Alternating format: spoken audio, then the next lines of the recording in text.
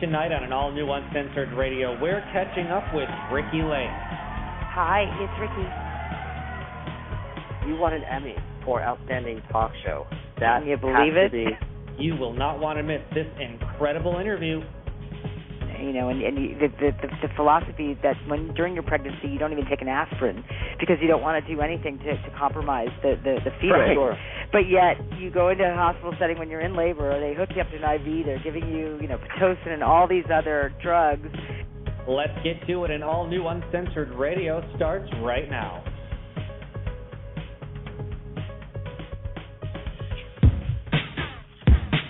Are you ready for this one? UCR. So we saying what we want, give it to you non-stop. Any place, any time, not afraid to speak our mind. That's just the way we roll, we never gonna go. Unstoppable, original, Uncensored Radio. Hello, everybody, and welcome to Uncensored Radio, a very, very, very special edition of Uncensored Radio. This show today, guys, oh my goodness, buckle your seatbelts, it's going to get good. We've got Miss Ricki Lake in the house on the show tonight. We are so excited. How is everybody doing? Jeffrey Emmett is in the house also. How are you, Jeffrey? I am fabulous. I'm just over here kind of like, go, Ricki, go, Ricki, go, go, Ricki.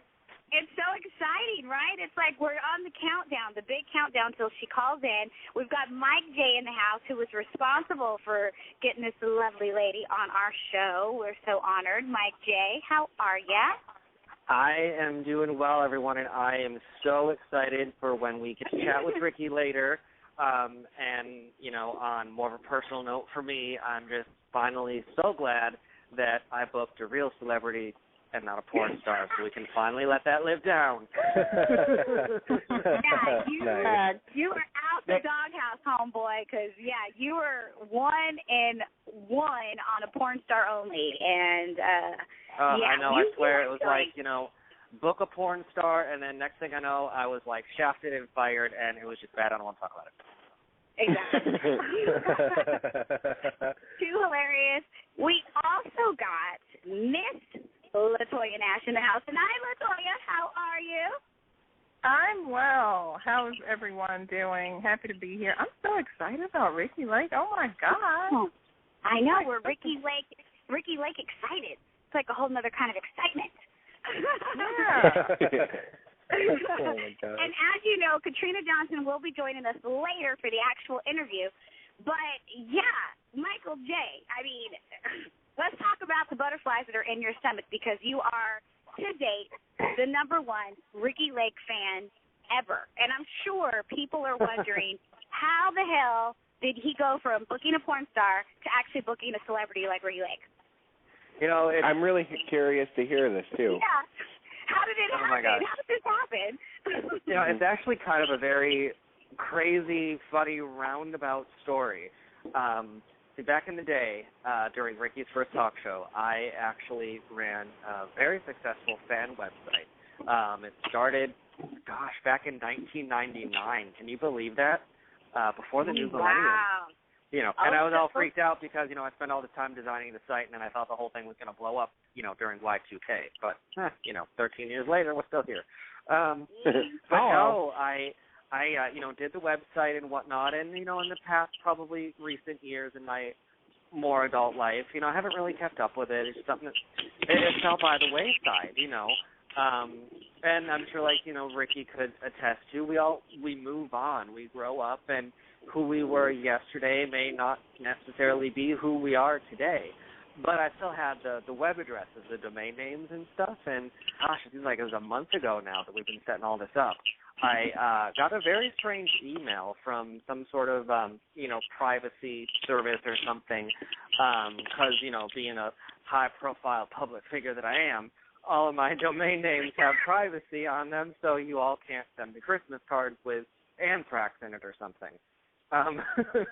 Especially all, yes, because you're going to be the target. He's so technical. Well, He's so technical. I am. Well, I'm nervous after. I'm nervous after what I said about Andy Lopez last week. If you didn't listen, go back on demand to myuncensoredradio.com. So, we got emailing back and forth, and then, Jeff got involved because Ricki follows us on Twitter, so we DM'd her. Long story short, we ended up confirming everything with Ricki's assistant, who is fantastic in helping set all this interview up. And, more or less, that's kind of the story. Shout out to Ricki. What's the assistant's name? Because we got to give them a shout out. I mean, Caroline, and Caroline was great in helping frame the interview questions with us and get everything all set up and help us get everything on gear. Well, the thing too is Brian. He knows who he is. I'm not going to say his last name on the air, but Brian, thank you if you're listening. We love you, and I can't wait to do lunch when we're in LA. Right. Yeah, Brian was a big help, too. It was like the stars and fate or karma or whatever you believe in just all sort of aligned for this to work out. Right. Super no, psyched. But seriously, you got to give up the love to, these personal assistants because a lot of times you get in touch with their people and the personal assistant will get it and they're the ones who kind of filter through, the nonsense and kind of go, let me ask them, or no. And, they're like the direct link. And so a lot of times it's because of the personal assistant that they actually make a lot of things happen. I don't know, I was a huge fan of Entourage, and I'm not getting off the subject, but, Entourage, I love that show because it showed the power of the assistant. Everybody had to go through Ari's assistant, and that assistant ended up being a top agent. And, it was kind of like the course of what happens. But, yeah, shout out to the assistants who always kind of undercover make things happen for little guys like us. But yeah. Because the thing is with someone like Ricki Lake, I mean, we obviously have some amazing listeners. We've been able to build a show from nothing, from, a couple listeners to over 100,000. And, but having someone like Ricki Lake, it brings a whole different demographic just to listen to us. And we're very honored for you new listeners. So you can listen to us, like they said, Monday through Friday. We're on all the time. And sometimes we have special guests, and sometimes we're just talking about things that are on our minds, what's going on. And we've got, you'll see, a wide variety of crazy hosts that just keep it real and keep it uncensored. So it's almost time for her.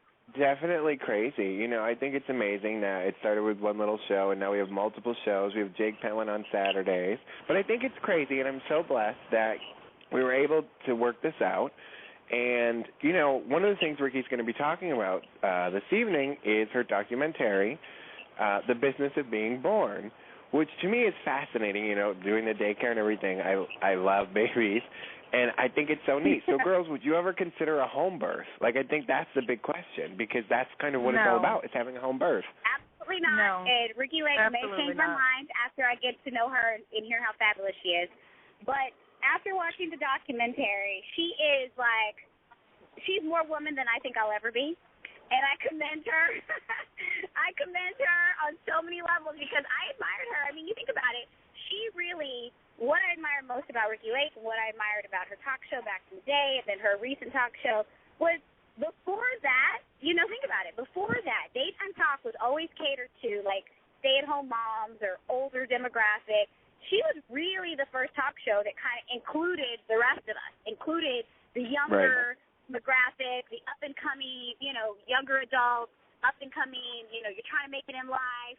She was the girl who kind of included us, and we got a voice. Smart lady. Network TV almost was like, oh, wow, we didn't realize you watched daytime talk also, And so, I mean, I can't wait to meet her, and maybe she can change my mind about home birth, but woo! I don't know. Let me tell you, nobody's changing my mind. I will be at the hospital with everything they have, period. Well, see, here's the thing. Do your thing. But here's the other question. Why is everybody saying documentary? I'm just curious. They mess me up. These weirdos over here who are from the East Coast say it a funny way, and so then they trip up my words. Documentary. What? It's no, listen, I have been trying to change the way I say my certain sayings and phrasings on this show because you all have made me so... They say all of them. It's elementary. They say documentary. They say all these funny little words. There's so much emphasis on the Terry part of it. I mean, honestly, I blame Jeff's fiance or Jeff's husband's fiance's I'm totally tripping that up. Jeff's husband's mother, Teresa, who I nicknamed Terry, that gets stuck in my brain, so I just want to say Terry, Terry, Terry all the time. Yeah. No, and she hates that, by the way. She really could punch you in the face every time you call her Terry. She really hates it. But I think it's just because we're closer to England, really. But yeah, we do have funny sayings. Is that what it is? Buffalo, New York, and Rhode Island are closer to England. Yeah, that's what it is. We're us on the East Coast over here. I'm going to start saying schedule instead of schedule. Yeah. Well, and just listen. Us West Coast girls, we're going to keep it easy and go documentary. Right? So when right? Ricki They messed me up again. No, you didn't. You still said it like that. It's documentary. See? And you can't blame it on British because it would be documentary. It wouldn't even. Exactly. Documentary. So period. we all just need to pay attention. We won't say anything to Ricki, but let's hear how she says it because her first show was filmed in New York. So it'll be a little test. So everybody pay attention. Listeners, pay attention, and we'll see how Ricki says it. And then we'll discuss it tomorrow.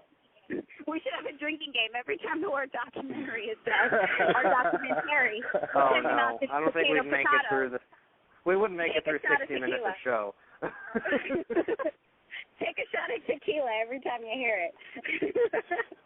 I was like, was there a press release? Because that's just like people, after grad school, during grad school, I learned that it is now, it has been for a while PC to just say actor. There's no more actress because an actor by design can play anyone. We don't say lawyeress. We don't say dentist-S. We don't say doctoress. So why say actress? And if you look at some of the award shows now, they say female actor or male actor. And it is so funny when I meet people and they ask what I do, and I say I'm a singer and an actor, and they say, oh, you mean actress? Like, I don't know. Yeah, like you don't know the work that you actually do. That is a very interesting point. That's very good. They immediately think you're dumb. They immediately think you're dumb because you're actually in an industry that's built on hopes and dreams. I'm like, no, I mean actor, and I have to break it down to them, and then they're like, but I mean, come on, like you don't just. I just told you what I did, and you tried to correct me on it. Hilarious. Right. So, I didn't know if something came out about documentary or what. I was like, is that what we're doing now? Documentary. Well, when we were in school, like the teacher Michael would always try to, pick up different words or, say things differently. So he'd be like, the process, not the process, the process. Or mature. Look, instead of mature. I watched a lot of BBC as a kid, okay? BBC America? Anybody? No? All right. Yes, I love it. No. All your fault, Mike J. I blame Mike. But they don't say documentary in British. They would say documentary. They wouldn't say documentary. They wouldn't do it. They would. You're right about that. I'm not sure where the Terry thing comes in. I still blame Joe's mom, but, But they say, they're really funny because he doesn't say bagel, he says bagel. Like, and it's a Buffalo thing because we question some of his friends. Like addiction, like he needs to learn the proper pronunciation of things, Mike J. Do we need to do you need a class for that? Why are you all picking on me all of a sudden? Jeff is the one that starts. He says it too. He's the one that says elementary. He does. Documentary. He does. It's your fault. It ain't right. No, it's not my fault. It's not my fault. Okay, I got to get back to this. Now, girls, see, here's the thing you don't understand. You're all like, no, the home birth, and we'll talk about it more later. But 70% to 80%, every other country but the USA, births happen with midwives, and they're at home. Like, it's crazy. Like, in America. For them. That's wonderful for them. I'm just saying I'm going to be at the hospital. Well, no, and I think that's something like that's the great thing I think about this documentary. Well, he's in it right. Still can't say it. I know. Shush. Oh dear. You did good. You did that I'm working it out. Is they present both sides in this. It's not like you need to go do this. It's not judgy. It's not throwing it in your face. But it's just giving you the information, and that's what I really love about it. And the fact that she took her time to put her name on something like this, that's just educating women and to let them know you do have options and there is choices. And a lot of the things that we think are accurate about birth may not necessarily be completely accurate. So it's really educational, and it's a fun video. And if you get emotional when babies are born or weddings, like, you probably want to make sure you have a box of Kleenex, because I cried like a bitch. And then listen, I mean, think about it. Like, most of us, at least at minimum, our grandparents were born with midwives. You know, right? It's not uncommon, and you're not that far away from, you know, the non-hospital birth. That you're not that many generations away from it. So really, I'm not saying in any way that it is a lesser approach. There, and like you said, it's good to know that there are options. I'm just that type. If there's that one thing that could go wrong, it's usually me. Right. Well, see, you know, and that's what the fine print. That's me. You know, it's so and funny you one of the mentioning things about being born, you know, with the generational thing, because my grandmother on my mom's side was actually born at home, and they put her in the oven to keep her warm. It was like during a really cold, snowy winter night. Yeah, for real. There you go. They put there you go. That is not the opinion of UCR. That is the opinion of Mike J. The fact of what happened to his crazy-ass relatives in upstate New York in a blizzard. Please do not put your baby in an oven, because you will go to jail and be charged. I'm not saying do an oven birth. I think he's just saying, you know, we're not that far away from other types of birth plans. Right. I mean, Ricki did it in the bathtub. My great-grandmother did it in an oven. You know, potato. Only on this show. Man, you learn something new every day.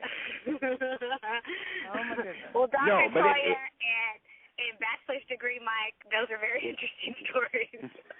I know, right? Well, I know for a fact my dad was born at home with a midwife and taken to the hospital the next day. So, and he, you know, he wasn't born in a major city. He was born in like a very rural area. So even though my mom was born in a hospital because she was born in a major city, he was not. And that's not, you know, that's my dad. And he's fine and healthy and wonderful. Right. So there are options, people. That is crazy. So does that make me the oddball that I was born in the back of a cab? Yeah. I'm just kidding. Really? I was not born. No, but that would have been great, though, if it was true. That would make you so much cooler. I'm just saying. Should have stuck with the cab story, Mama. Where's Mama Joyce when we need her? She's I know. I know. But you know what's crazy, though? It's like in these videos with the natural birth, like, you know, you see in the, you know, hospital, you're watching TV, and these women are screaming, and the baby's, like, barely coming out, and the doctor's got to pull the baby. With these home births, like, they really need a baseball mitt because the baby's just poof right out. It is the craziest thing ever. It's just, and they're like, grab the baby, grab the baby, grab the baby. It's like, you know, it really is like playing hot potato because you got to grab that bitch when it comes out you because you don't know what's going to happen. Like, you know, it's amazing. So you have to check it out. Wow. You never know. And babies are not bitches, by the way. Do not pay. I was about to say, Jeff, can you repeat that? You got what now?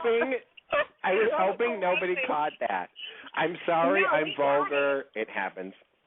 We caught it, know, and everyone else caught it. You either ruin the joke or you have to point out my mistakes. You're all a bunch of bitches. Always. That too. We are. And thank you. Nobody thinks that's new, Jeff. Nobody's surprised by that. We're like, yeah, okay. Didn't we do a whole show on that at one point? Very well, we probably did. I'm sure. Probably did. Only on Uncensored Radio. No, and that's and we say thank you and you're welcome at the same time. Right? Yeah. We just don't want any letters. Because you know the listeners will write us a letter and say, why is Jeffrey referring to unborn babies as bitches? We don't want any letters. Don't write us any letters. He's just very colorful in his language. I'm sorry. I got confused. I was thinking of a about the documentary. I have a question about the documentary for those who've seen it because I have not. Are they just pointing out options or are they saying why hospital births are bad? Like, which no, they're not saying that hospital births, they're not saying that it's bad at all. They're just showing you the beautifulness of a home birth and having a midwife, and they show you one. Like, you see Ricki Lake having a baby. Like, it's deep. And her executive producer, Abby, she had a midwife, and there was complications, so she ended up having to go to the hospital. So it was actually great because you got to see, and you have to have a pregnancy that low risk, because otherwise they do suggest you go into a hospital. But they do talk about, in the United States, we have one of the highest infant and mother fatality rates in the world. It's actually disgusting. I think we're number 2 in the world for infant death, at birth. Like, it's kind of disgusting. And, they talk about the drugs, the Pitocin, and I cannot remember the name of the other one, that they were giving all throughout the 90s, and then they realized, there was birth defects and babies were dying, and it caused all these other issues. So they're like, oh, we're not going to use that anymore. Right. Well, no, they still use Pitocin, but it was another drug that I cannot remember what the name is. That is not on the market anymore. Jeff, we have the highest number of what? Infant and mother fatalities, like in industrialized countries.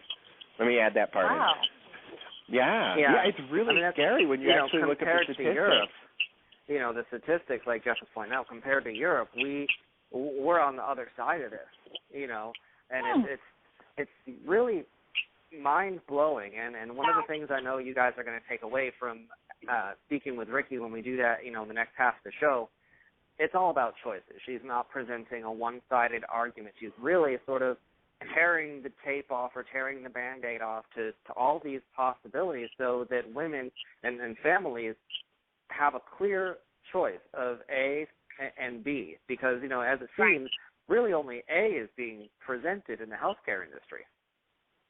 Right. Right. And the thing is, they talk – sorry, go ahead. No, I was actually going to say I'm really excited to get more clarification from her and just kind of get more information about it. But I'm also excited because I want to hear, what's she up to now. I want to get the scoop on the, talk show she recently had. I mean, I kind of want, the actor in me kind of wants, I want to see Ricki Lake in another movie. I just think she's a wonderful actor, so I'm excited to hear about this, but I'm sure, we're going to ask her a lot of questions about a lot of other topics as well as, get the scoop on the documentary. So it's going to be a pretty amazing interview we've got. I mean, we've been planning for weeks the questions, and we got a lot of questions from our listeners. They've been Facebooking. They've been, in our chat room. They're posting questions as we speak. So, it's very, very exciting because we're going to try to throw some of those in, but we've worked really hard, and Mike Jay's worked really hard on producing the show. So it's going to get good because, Ricki, I mean, I've seen her on other interviews, and she's not shy. She's very honest, and she's very upfront, and, she just says it like it is. So it just gets exciting. Yeah, for sure. And Mike and I were just talking about before the show is the movies she's been in, and one of my favorites was Baby Cakes. And the fact that, she went to college in Ithaca, and just being in all the John Waters films, and and she's mentioned, she was obese, and she was in all these movies. She got the talk show. She's kind of had an amazing story and ride, and I don't think it's typical for somebody to have the success that she had starting when you're overweight. So I think it's amazing, and she's one of the lucky ones. So I'm kind of curious to see what she has to say about all that. Me too. So, I mean, we're minutes away from Ricki Lake. I mean, Mike Jay, have you peed your pants yet? That's what I need to know. No, trust me. Before the interview, I cleared my schedule. I took half a day off from work to be able to make this all happen. And a funny story when we were speaking with her, the one day, we scheduled this, and I come home, and I'm thinking, it's the middle of the day. It should be quiet. And there's some guy in the apartment next to mine, banging. I was, Jeff was there. I was, freaking out on the phone. I'm like, really? The one day, and someone next door has to be pounding. Well, that's the thing. You're usually at work, so you don't know. He might bang every day, and you just don't know that that's what he does when you're not there. This is very true. I mean, Slatersville, Rhode Island could be a very happening place when I'm not here. Yeah, for sure. Oh, man. But, yeah, no, my heart's pounding. I'm excited, because, like I said, she's just an amazing woman. She's an amazing actress. She's so accomplished, and she's obviously inspiration to us all because she kind of let us into her world every afternoon, you know? And it's like, it's one of those things, like, you feel like you know Ricki. You feel like you know Oprah. You feel like you know these people because you watch them every day. So it's like, I can't wait to, like, have a second and just hear her voice. And how long ago did she have the home birth? How long ago was the birth? I want to say it was, well, it was with her second, and he's 12, so you figure 12 years ago. I'm not good with math. Wow. I'm not good with math. Well, 12 years ago. That's all I need to know. 12 years ago. Probably, approximately. Like, she actually filmed it. Like, it's one thing to do it, and, like, but she filmed it. So, I mean, it's like, it's no other reason. I mean, she really exposed herself emotionally, mentally. I mean, physically. There's nothing other, you know, more exposing than birth. No, I mean, I have to say, and I know Jeff will agree with me on this one, like, I thought I was going to be totally grossed out because if you guys haven't seen the documentary, it's on Netflix, it's on iTunes. You will really, really, no hands down, if you see the articles or anything, you will see Ricki Lake, uncensored, give birth to her second son, Owen.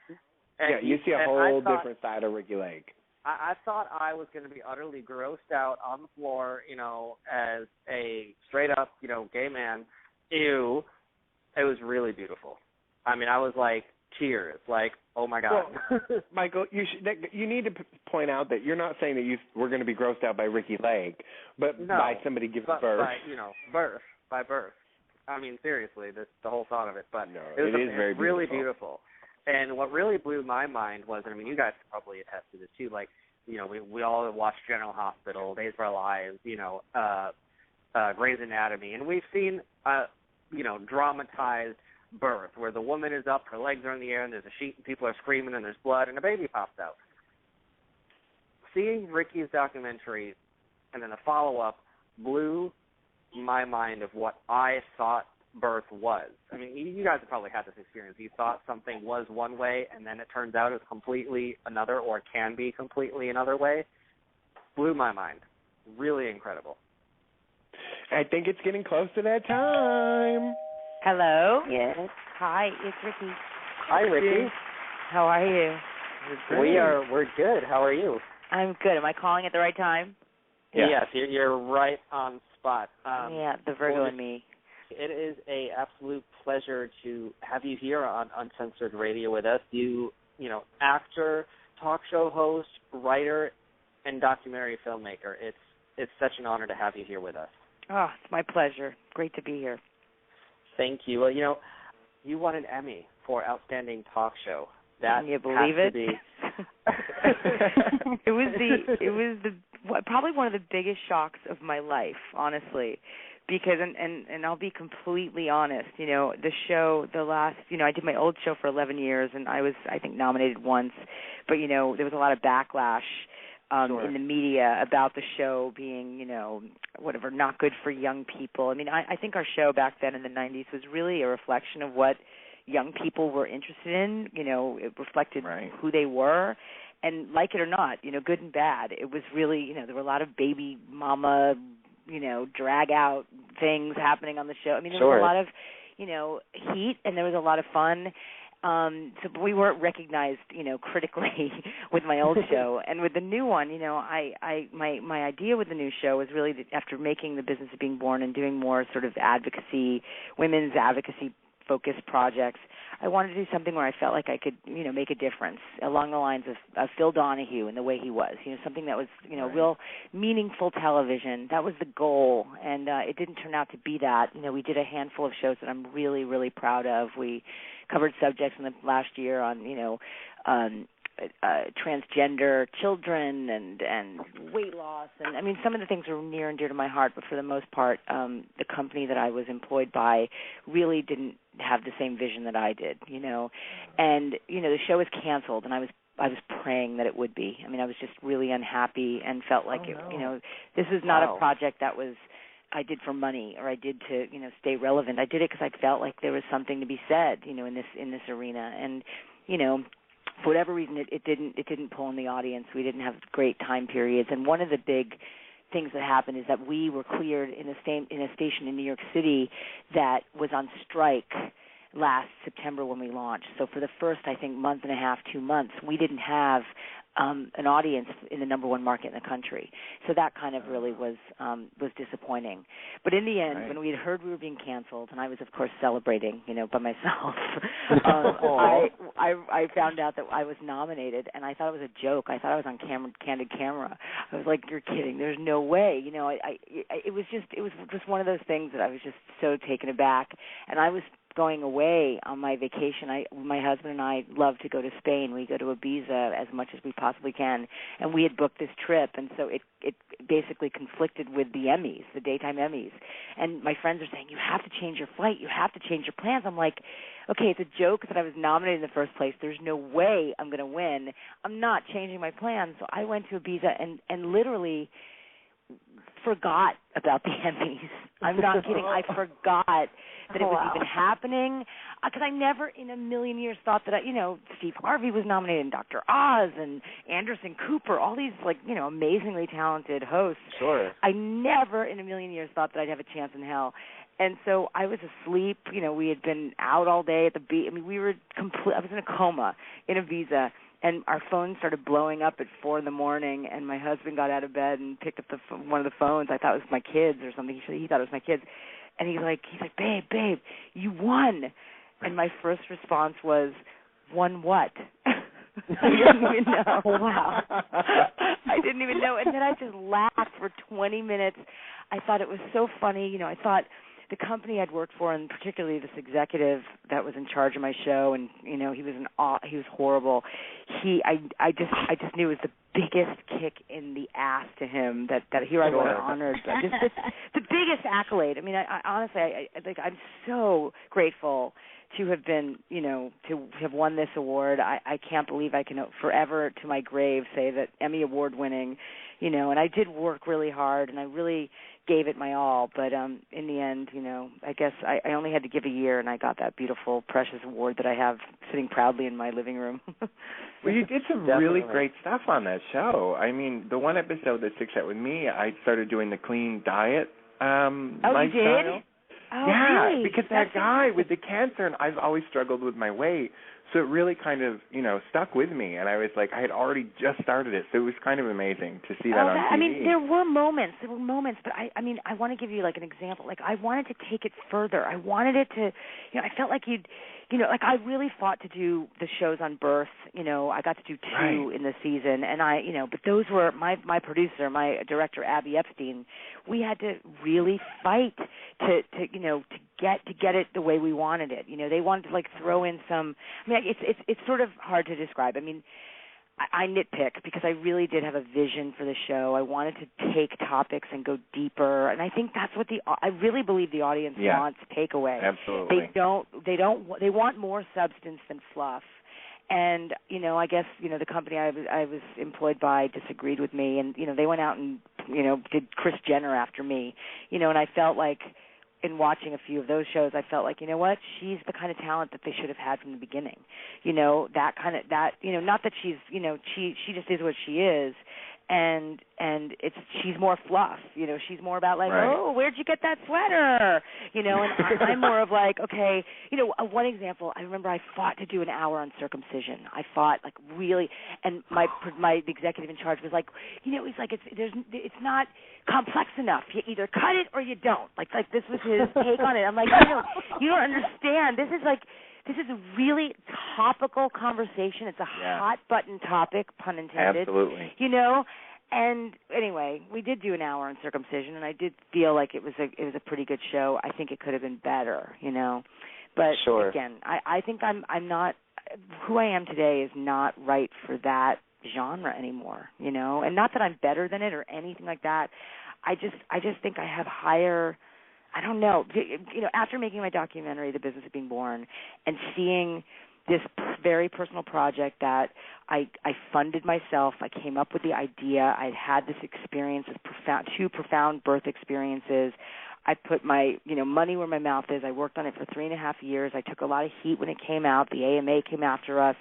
And seeing the impact that this little baby project has had on the world, not just in the country, but like, our home birth rate in the country has skyrocketed in the last, last few years, and a lot of people are crediting our film for educating and empowering mothers to be with the choices they have. I mean, that's where I'm at in my life. That's the kind of impact I want to have, and yes, it'll be on a smaller scale because I can't expect a studio to get behind, my little ideas that I have. But that's okay. I was lucky enough to make enough money in my earlier career that I can, wait for those smaller, more meaningful opportunities to come my way. Absolutely, and it really shows in the documentary, The Business of Being Born, how personal it really was for you. I mean, I laid it all out. I mean, I still look back on it and think, how could I possibly have let them use that footage of me giving birth? As much as it's an incredible moment, it's not a very flattering image. I was terrified of that. But I mean, I think you got to be fearless, especially when it comes to something you really believe in so strongly.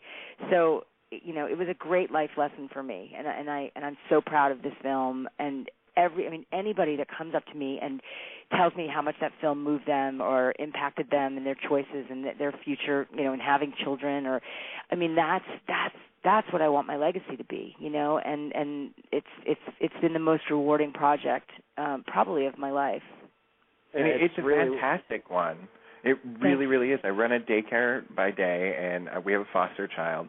And, kids are my life. So watching a documentary, I was so moved. Every time a baby was born, I was crying. It was ridiculous. My husband's like, what is wrong with you? I'm like, you are watching with me tonight. We're watching it. You're going to sit down, and you're going to watch this baby come out of Ricki Lake because it's the most amazing thing that I've ever seen. And the fact that you were brave enough to put that on there, it just was amazing to me. Thank you. I give a lot of credit. I thank you so much. I give a lot of credit to Abby Epstein, who's my partner in crime, and she was amazing because we were friends. We'd worked together on a play called The Vagina Monologues in New York, and we became friends. And when I told her I was having a home birth, I was pregnant right around the time we were working together, and she's like, "You're crazy, you're crazy." I mean, she was not even thinking of having children. She didn't even know what a midwife was when I hired her. And, got pregnant halfway through the making of the film and then was brave enough to let us turn the cameras on her. And ultimately what happened to her in the film really kind of gave the film a lot of balance. And, she's amazing. And, I think, it's amazing to be able to have an empowered and beautiful birth experience and, of course, a healthy baby. But that possibility, that opportunity really stays with you in every other aspect of your life. When a woman can get in touch with her power and can be an active participant during the most incredible rite of passage, I think, in your lifetime. When you're born, you're born, you can give birth, and you die. I mean, I can't think of any other, more meaningful and profound experiences.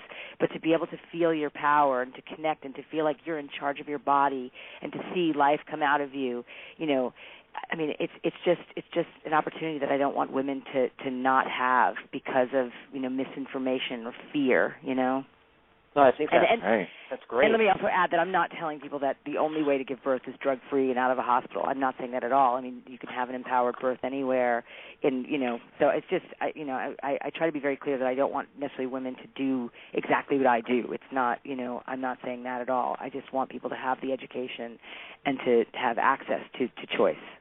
Well, no, of course. I think that's really, one of the things that is put out there in the film is it's all about choice.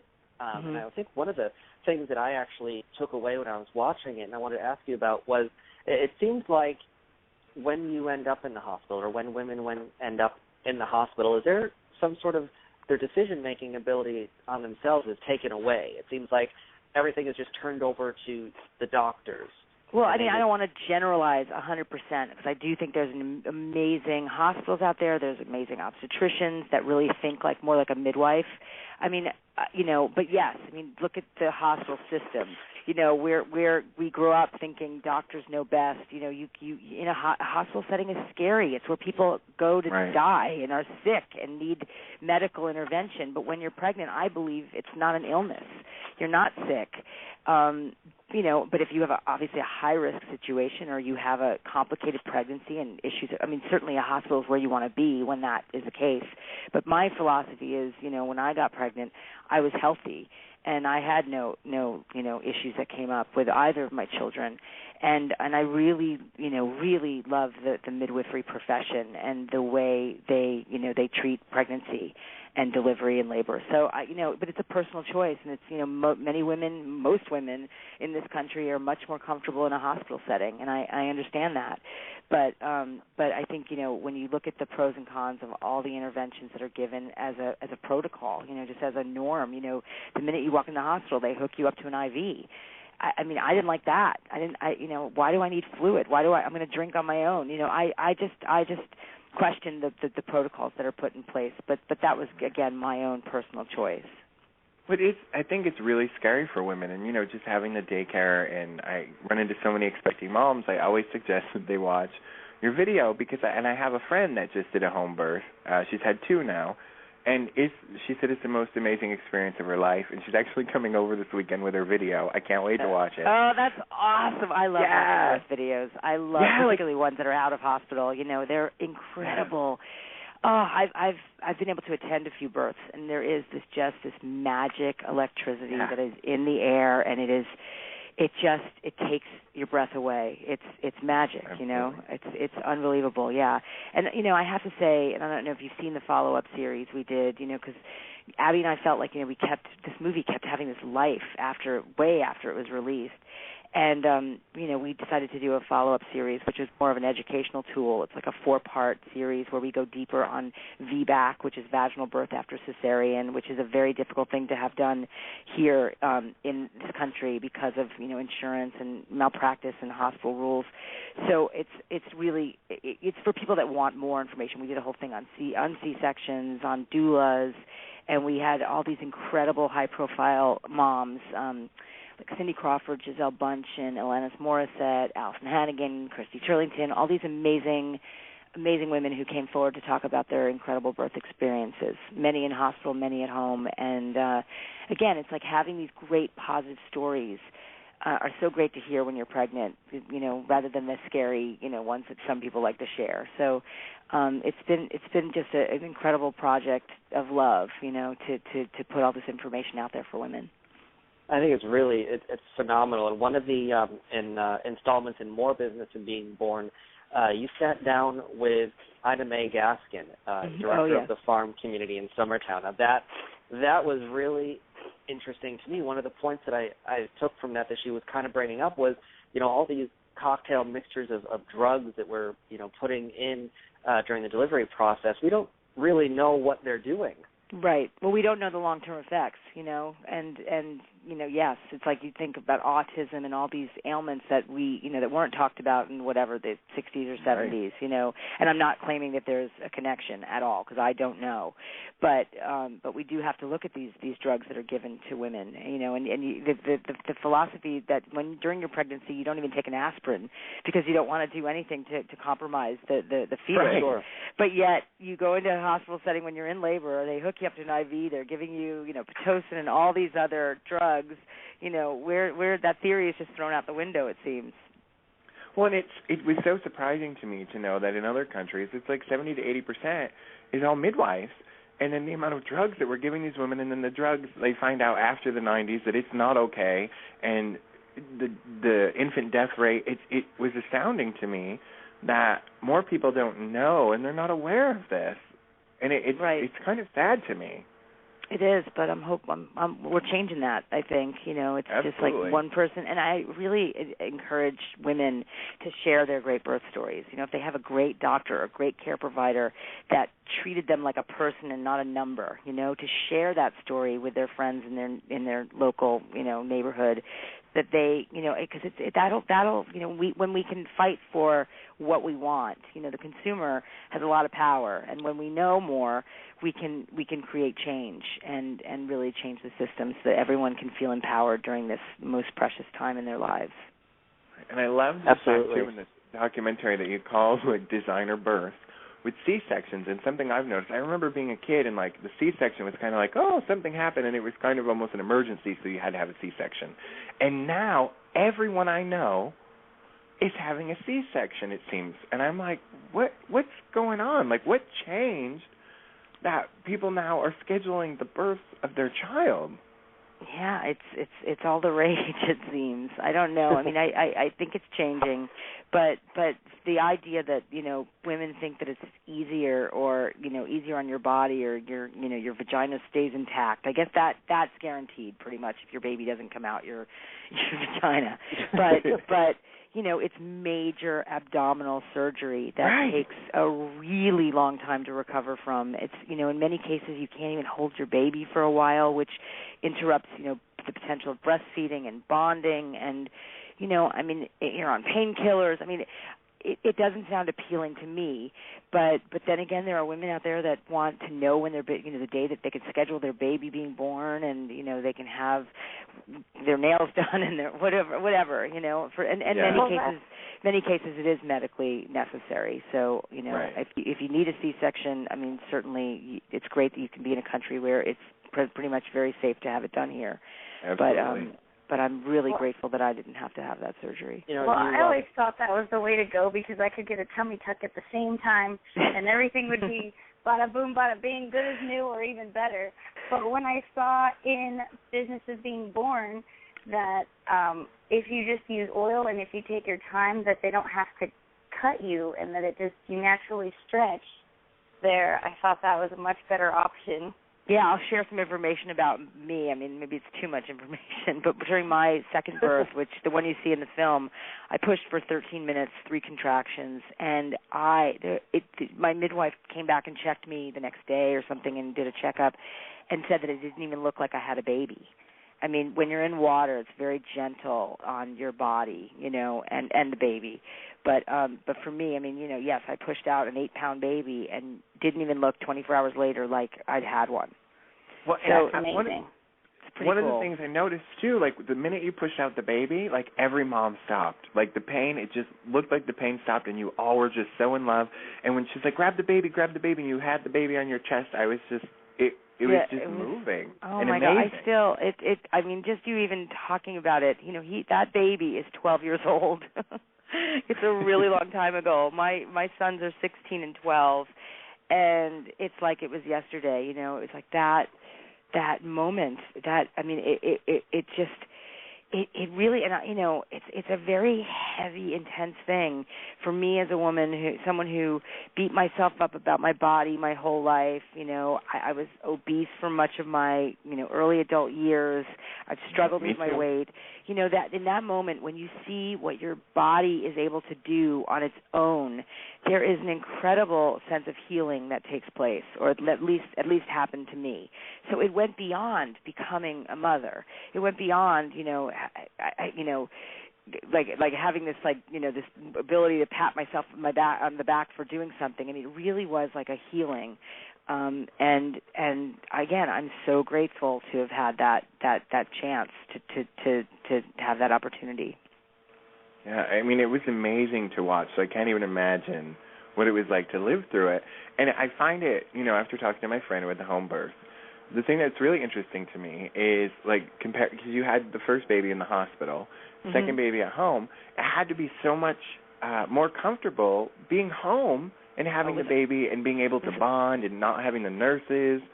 It was awesome. I mean, one thing that happened after I gave birth in the bathtub, I remember staying in the tub for, I don't know, I delivered the placenta in the tub, so it was probably, I don't know, 10 or 15 minutes, and then we got up and I, you know, rinsed myself off, got in my bed the whole time, like holding my baby, got into bed with my son, you know, and we, you know, were bonding, and he was breastfeeding a little, and my midwife, I don't know, it must have been an hour or so after he was born, she asked my permission to check him over, you know, to weigh him and do his vitals, and I couldn't believe it. It's like the idea of that happening in a hospital where they ask permission to the patient for anything. It was just a lovely gesture, you know. And she did it right on the bed. You know, she brought out like a fish scale and weighed him in front of me. And, you know, it was all just very loving and gentle, and no bright lights, and, you know, no people with, you know, I guess she did have gloves on, but it wasn't like this crazy, sterile, weird, you know, I don't know, just not intimate. You know, being at home was just so great. I wouldn't change a thing about it. It really is amazing.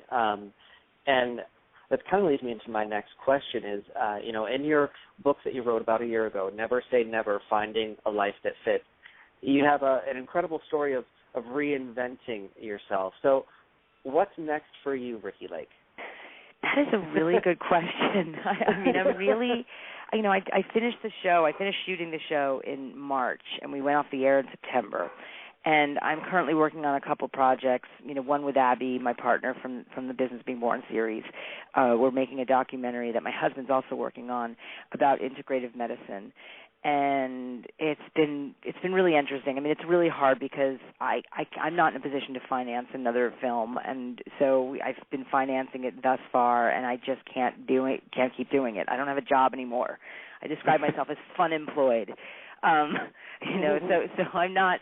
So we've cut it. We've shot a bunch, and it's fascinating. We cover cannabis as you know, an option for alternative treatment to cancers and all kinds of other stuff. But we're also focusing on other modalities, and it's really exciting. Again, it's like what I'd love to do is bring this kind of information to an audience in like a upscale kind of way, or that's the wrong word, like where I'm not telling people what to do. It's very kind of easy to swallow information. That's. Hi, my husband just walked in. I'm doing a radio show. Awesome. But I'm also, you know, I also have this project called Breast Milk that Abby and I are executive producing, which again is like, you know, information for women who are having children, thinking of having children, and the issue of breastfeeding, and which is so important. You know, it's really is. Yeah, so it's a great project that I'm actually coming to New York next week to promote, which it's premiering at the NYC Doc New York Film Festival. I think that's the name of it, and it's a wonderful first-time director, and the film is it's a great compliment to the movies we've already made, you know, and to be promoting it and premiering it under the umbrella of the Business of Being Born. Now, is it going to be like talking about breastfeeding into like toddler stage and as the children get older? It's really early on. But it definitely touches on that. But it's really, you know, the complications, the stigma, the heart, you know, how tough it is with working moms, and you know, and how it's such a personal thing, and women beat themselves up when they can't, when they have complications with it, which, you know, a lot of the times there are sort of issues and things that come up, is, you know, sometimes because of the birth experience. So we cover all of it in this film, and it's really enlightening information that I think, you know, needs to be heard. I think it definitely does. We've talked so many times on the show about the stigma of women, you know, breastfeeding on the subway or wherever, and people like having this horrible reaction. And, you know, again, like having the daycare, like I have moms coming in on their lunch break, breastfeeding. You know, they'll come in the morning and breastfeed before they leave. They come lunch break when they get back. And, you know, I have a mom now, and her baby is going to be 2, and she's still breastfeeding. And I think it's fantastic. And the difference between a child that's breastfed, you know, and she's lucky enough to be able to do it and, you know, didn't have milk production issues, it's just amazing, you know, and to see the developmental growth of this child kind of exceed what a child that was on formula is just kind of amazing. So I think if you can do it, you know, it's great. Yeah. Well, and I think if we as a society can make it easier for women to do it, you know, both in the workforce and, you know, the stigma, you know, it's like the idea that it's like sexual, in any way sexual, or, you know, I just don't get it. But, no, me neither. You know, but again, I think this film is going to shed some light and definitely get a conversation started. I mean, just the poster alone. I don't know if you've seen the poster, but it's like a woman squirting breast milk from her ass. So it's provocative. It's definitely provocative, and I love. I mean, that's what I love about what I get to do with my career, is like pushing the envelope a little bit, you know, and for a reason, for a cause, you know, and it's thrilling. And I think that's great. I mean, we need to be able to sort of bring light to these hot button issues that need to be talked about. And not just in like a, you know, 5 minutes of The View with Goldberg and, you know, I mean, God love those women, but it's great when you can actually really delve into something that, that society is, it wants to know more about, I think it's definitely such a big thing, and it's so great that there's now these videos because, especially like in daycare fields or, anybody that works with kids and you have expecting moms and they have questions and they come to you, and it's great to be able to say, you need to go watch this video because it's going to help answer a lot of questions, especially about home birth or breastfeeding. Like, I think it's great, and I think it's a tool that I would hope, and I know I'm pushing for it in the training things for daycare, that we can offer these videos to women, especially that call in and have questions, or, they come on interviews and they're expecting their first child and they just, they just start asking because they're like, you're a child care provider, so you've got to have answers. Right. No, I agree. And one thing, we were able to do is make an educational version of the business of being born. With the help of Choices in Childbirth, they helped us cut I think it's a 28-minute version of the film with a study guide that's now being taught all over colleges and universities in the country. So in women's studies class, ethics class, medical school, nursing school, I mean, it's so great to be able to reach, people before they are even thinking of planning to have a family. So it's awesome. No, it really is. It's very educational and informative, and I know that we've got two very career-driven women on our show here, Katrina Johnson and Karen Ashley, who, family is kind of in the back of their mind, but I think it's important that for all women and even men like myself, after watching your films, I have an idea of something that I had no idea even existed. I guess I had a certain image in my head that birth happened in a hospital, and it doesn't have to be that way. Yeah, I mean, it can be that way, and you can also change the way in which it's done in the hospital. You really do have rights. Everybody has rights when they go there to speak what their wishes are. You sometimes have to fight really hard to get what you want, but it can happen. But thank you. Yeah, I feel like the movie really was the film that I wished I had seen when I was first planning to have children. That was really the goal. And so I feel like it's a gift. It's a gift for people that are just starting that process. Absolutely, and courageous for you to put your name on something like that. I feel like there's so many celebrities that could do so much, and you putting your name on this project, and everybody knows who you are. I don't think there's anybody in the country that doesn't know who Ricki Lake is. So I think it's an amazing thing that you've done for women, and, we applaud you for it. Oh, thank you. I mean, it's the thing I'm most proud to put my name on out of anything I've done. I mean, I love that I've had these opportunities with John Waters and I start, making hairspray and being an actress for so many years. But, I mean, it's really the one project that I that's what I want to be known for is the fact that I was able to shed some light on this very important subject matter. So, Ricki, I know we are, really low on time, but I have to get this in because we've got a lot of really young fans, and also me. I'm an actor. They all are aspiring actors. We want to know, what is your advice for someone who wants to get into the business? What kind of advice can you give them? I am so bad at giving advice. First of all, I feel like I'm one in a million. I got so lucky. I was in my first year of college in upstate New York. I was miserable. I wanted to get out desperately, and John Waters saved me from that experience. And I didn't really have any formal training. I was, obese, so I became the leading lady as a I mean, my story is not typical, but I think, advice that was given to me by John Waters, he said to me, always stay humble, always stay true to yourself, and don't let any of this all go to your head. It's really trying to keep your feet on the ground and believe in yourself. I think everyone is unique. Everyone has something special about themselves, and they need to, focus on that and believe in themselves. Absolutely. Does that sound okay? Great advice. I mean, I think that advice that John gave me when I was 18 years old has stayed with me. I feel like I had this extraordinary, incredible life journey. I mean, I love that I've had all these opportunities to reinvent myself, to try new things, to prove myself in different areas, and I'm still here, and my feet are on the ground, and overall, I'm really grateful. It's fantastic. Absolutely. We're so grateful that you joined us. You guys, it's such a pleasure. Thank you so much, you guys. Woo! So there you have it, guys. Miss Ricki Lake on Uncensored Radio. As you know, you can listen Monday through Friday. You can go to our website, myuncensoredradio.com, or you can listen on demand on Stitcher, on iTunes. Ricki Lake. Oh, my gosh. Good night, everybody. Good night. Good night, everyone. Thanks so much to Ricki for being here. Catch you later.